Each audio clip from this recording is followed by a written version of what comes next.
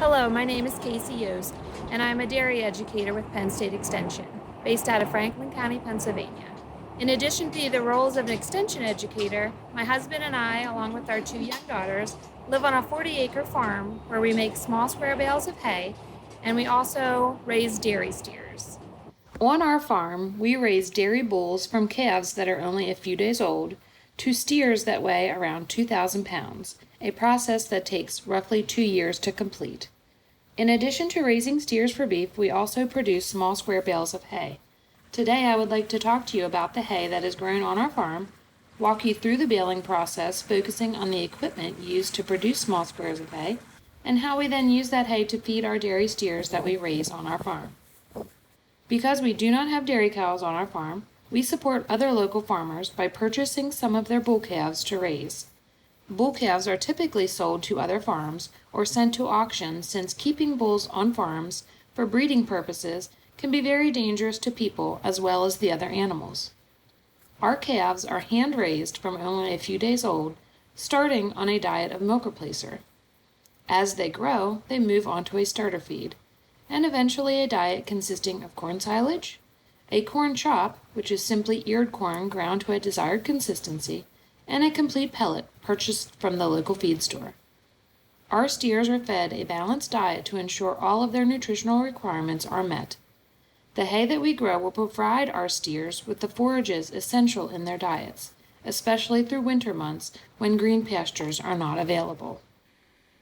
The process of baling hay takes a lot of hard work and planning. The decision to mow hay depends on two things: the desired quality of the forage and the upcoming weather forecast. A stretch of 3 sunny days is necessary to dry hay for optimal harvest and storage. Day 1 of the process begins with mowing the grasses growing in the hayfield. Here, a disc bind is being used.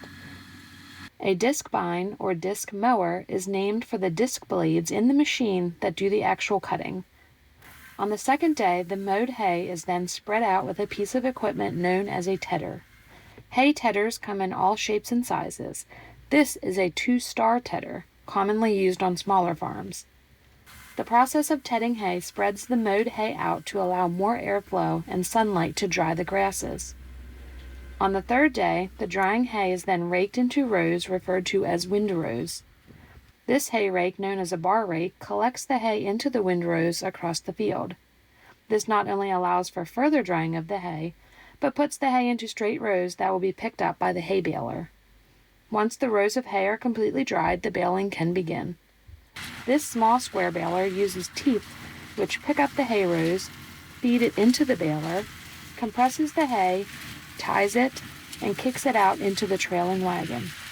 This square baler will produce small hay bales weighing approximately 40 pounds.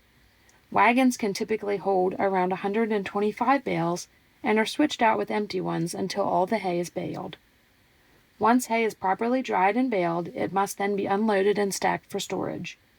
Unloading hay is the most labor-intensive part of the process. Once the bales are stacked higher than can be reached by hand, a hay elevator is used to transport the bales to the highest ranks of the barn until the hay mow is full. Hay inventory is often depleted throughout the winter months, making way for the new season's crop and creating enough inventory to not only feed our animals, but also sell any excess to other farms in need of hay for their own livestock. Our hay that is grown on our farm, along with purchase feeds, will help to grow our dairy steers into mature animals that will be processed for their meat. This meat will not only be consumed by our family, but other local families who purchase meat from our steers to feed their own families. By purchasing local homegrown products, you not only support the farmers who devote their time to these processes, but everyone from the farm selling their bull calves to the butcher shop who processes the end result.